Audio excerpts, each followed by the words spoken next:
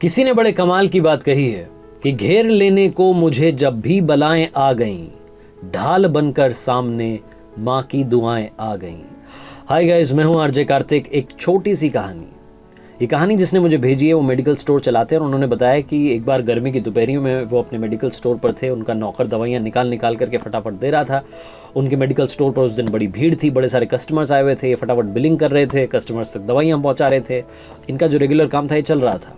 तभी ने उन कस्टमर्स की भीड़ में एक चेहरा दिखाई दिया जो इनके मेडिकल स्टोर के सामने जो सड़क थी उसके पार एक पेड़ था, उसके नीचे खड़ा हुआ था।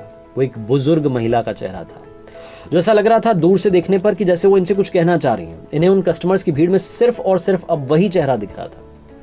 इन्हें लग रहा था कि वो इनसे कुछ अपनी कहानी कहना चाह रही हैं, कुछ बात करना चाह रही हैं, लेकिन कह नहीं पा रही हैं।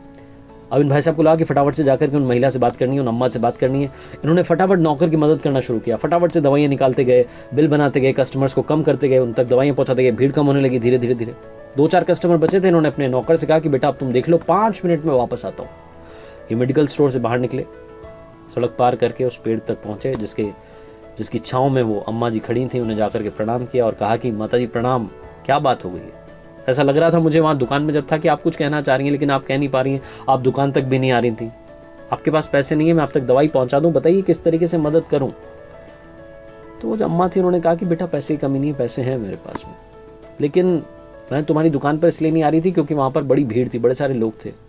मुझे लगा कि जब कोई नहीं रहेगा तब चली जाऊँगी। तो उन्होंने पूछा कि ऐसी कौन सी दवाई चाहिए आपको जो आप उनके सामने नहीं ले पा रही थी? आप आ जाती, आप बता देती, मैं आप तक दवाई पहुँचा देता। आप परेशान क्यों हैं, इस तरफ क्यों खड़ी हैं?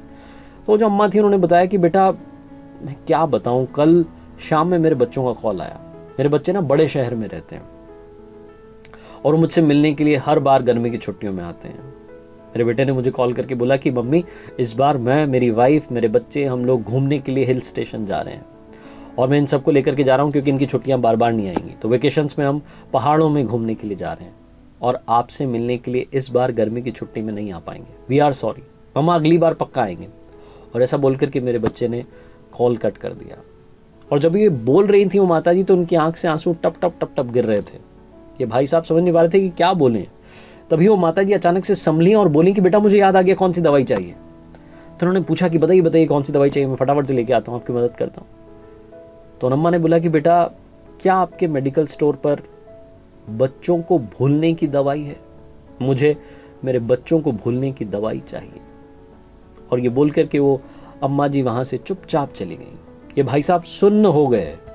ये चुपचाप अपने मेडिकल स्टोर में आ गए और सोचने लगे कि ऐसा कभी कोई दिन ना आए कि पेरेंट्स को बच्चों को भूलने की दवाई लेने के लिए किसी मेडिकल स्टोर पर जाना पड़े। छोटी सी कहानी बहुत बड़ी बात सिखाती है। अपने माता पिता की कद्र कीजिए, रिस्पेक्ट कीजिए, बहुत सारा प्यार दीजिए, क्योंकि एक दिन ऐसा आएगा जब वो नहीं रहेंगे और आपको उनकी कमी महसूस होगी और आप समझ नहीं पाएंगे कि उस कमी को कैसे फिल करें, कैसे उस कमी को पूरा करें।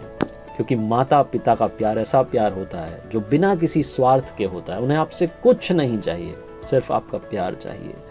आरजे कार्तिक एक बार फिर से आपसे कहेगा, माता पिता के प्यार के साथ, ऊपर वाले के आशीर्वाद के साथ, अपने हौसले के साथ कर दिखाओ कुछ ऐसा कि दुनिया करना चाहे आपके जैसा। याद रखिए, हर सोमवार सुबह 9:30 बजे मेरे YouTube चैनल, Facebook पेज पर देखिए एक नई कहानी।